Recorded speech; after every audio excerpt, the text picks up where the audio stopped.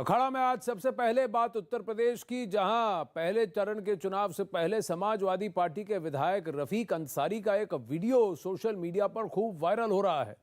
मेरठ के मुस्लिम मोहल्ले में रफीक अंसारी का वीडियो वायरल किया जा रहा है। मेरठ शहर के विधायक और सपा नेता वीडियो में कहते नजर आ रहे हैं कि इस सरकार ने पिछले 5 सालों में मुसलमानों को दबाने का काम किया है। बीजेपी ने 5 साल तक हिंदू गर्दी मचाई है, हर थाने में हिंदू गर्दी मची हुई है, लेकिन मेरठ का मुसलमान कभी दबा नहीं है। अब हिंदू गर्दी नहीं होने देंगे।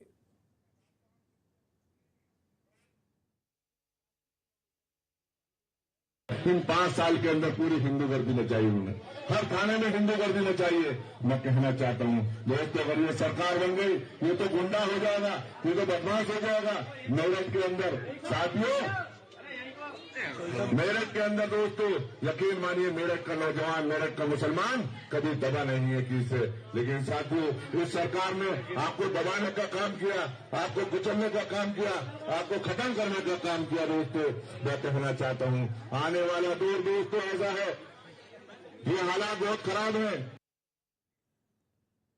सुनिए, बेबाक होकर कह रहे हैं हिंदू गर्दी मची है, थाने में मची है, 5 साल में मची है, आगे होगा तो गुंडागर्दी मचेगी। अब ये वीडियो वायरल हुआ तो बीजेपी ने इस मुद्दे से मुद्दा बना लिया। बीजेपी के नेता अपने ट्विटर हैंडल से समाजवादी पार्टी को घेरना शुरू कर चुके हैं। शहजाद पूनावाला ने ट्वीट कर लिखा कि यही है हिंदू नफरत का असली चेहरा, जिन्ना को प्यार करने वाली समाजवादी पार्टी। अब वहीं लाल टोपी पर केशव प्रसाद मौर्य ने ट्वीट कर लिखा कि रेड अलर्ट का मतलब लाल टोपी, यूपी के लिए काल टोपी, प्रदेश को बचाने के लिए कमल खिलाएं।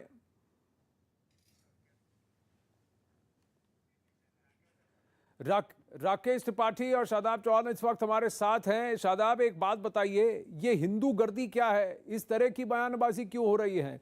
खासकर मुस्लिम कैंडिडेट जब बाहर जाकर ये बात करते हैं कि मुसलमान हमको वोट दें, तो ये तो सीधा तुष्टीकरण हुआ, ये कम्युनलिज्म नहीं हुआ? नहीं नहीं, बिल्कुल ये बात मुझे कहने में कोई गुरेज नहीं है कि पिछली सरकार ने हर संभव प्रयास किया कि मुख्य मुद्दे शिक्षा, स्वास्थ्य, रोजगार, किसान, महिला, युवाओं के मुद्दे दबाने के लिए मुसलमानों को बलि का बकरा बनाया गया, उनको सीनों में गोलियां दागी गई सीओ प्रोटेस्टर्स के। लेकिन रफीक अंसारी साहब को हिंदू गर्दी नहीं, हिंदुत्व गर्दी बोलना चाहिए। हिंदू इस देश का हमारे साथ है।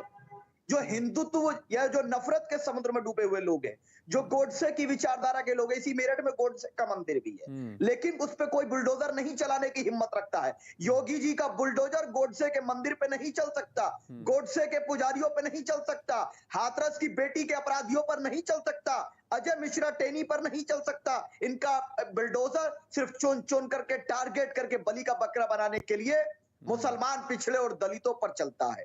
ये ब्राह्मणों पर अत्याचार करता है यही बुलडोजर, ठाकुर समाज के लोगों पे नहीं करता है। दूसरी चीज, इस देश में 2022 के चुनाव में मुसलमान को सियासी अछूत बना दिया गया कि जो मुसलमान की बात करेगा वो देशद्रोही है। क्या 20% उत्तर प्रदेश का मुसलमान यहाँ का नागरिक नहीं है? क्या हम शिक्षा, स्वास्थ्य की बात नहीं करें? क्यों मुसलमान डिप्टी सीएम नहीं बन सकता या सीएम नहीं बन सकता? बताएं कितने मुसलमानों को टिकट दिया है भारतीय जनता पार्टी ने? मुझे एक का नाम बता दें।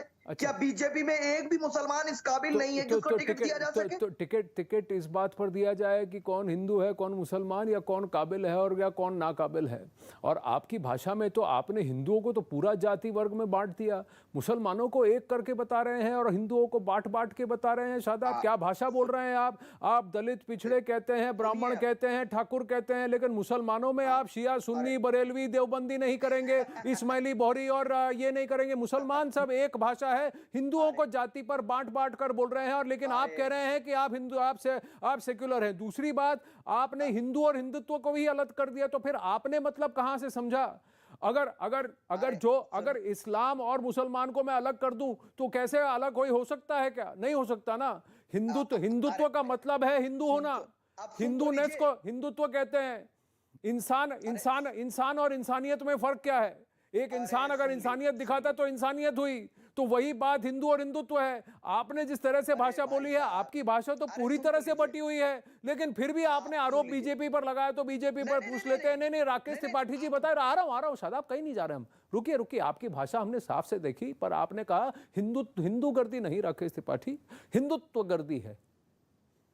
देखिए आनंद जी, ये एक सगल सा बन गया है राजनीति में।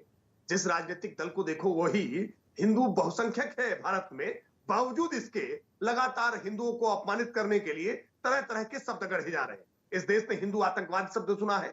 इस देश में राहुल गांधी हिंदू और हिंदुत्ववादी अलग अलग शब्द गढ़ने का काम कर रहे हैं। और अब रफीक अंसारी हिंदू गर्दी शब्द लेकर के आए हैं, और अभी शादाब चौहान हिंदुत्व गर्दी बताने का काम कर रहे हैं। ये हिंदुओं का जो अपमान कर रहे हो ना, इसका खामियाजा कांग्रेस ने लगातार भुगता है, आगे भी भुगतेगी। और समाजवादी पार्टी से क्या अपेक्षा की जाए? समाजवादी पार्टी ने तो तुष्टीकरण की पराकाष्ठा कर दी जब उनके नेता जिन्ना का महिमा मंडन करने लगे, जब उनके नेता एसटी हसन तालिबान का महिमा मंडन करने लगे, जब उनके नेता पाकिस्तान को राजनीतिक दुश्मन बताने लगे, तो इनसे क्या अपेक्षा की जा सकती है?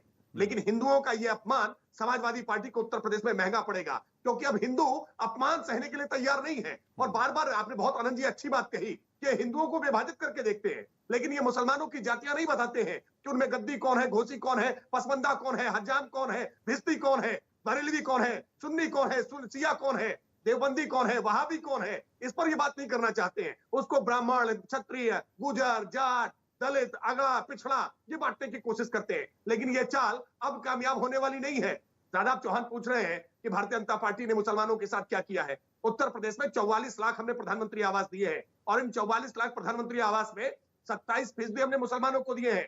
समाजवादी पार्टी के शासनकाल में जो खैरख्वाह कहती है ना, उत्तर प्रदेश का कोई ऐसा जिला नहीं था जहां कर्फ्यू लगाने की नौबत ना आती हो, जहां पर सांप्रदायिक दंगे ना हुए हो। और जब सांप्रदायिक दंगा होता है तो घर हिंदू का भी जलता है, मुसलमान का भी जलता है, बच्चे दोनों के पीड़ित होते हैं। दूध ना मिलने से कर्फ्यू लगता है। ये पीड़ा शादाब चौहान हिंदू और मुसलमान के बीच आप अलग अलग देखते रहिए।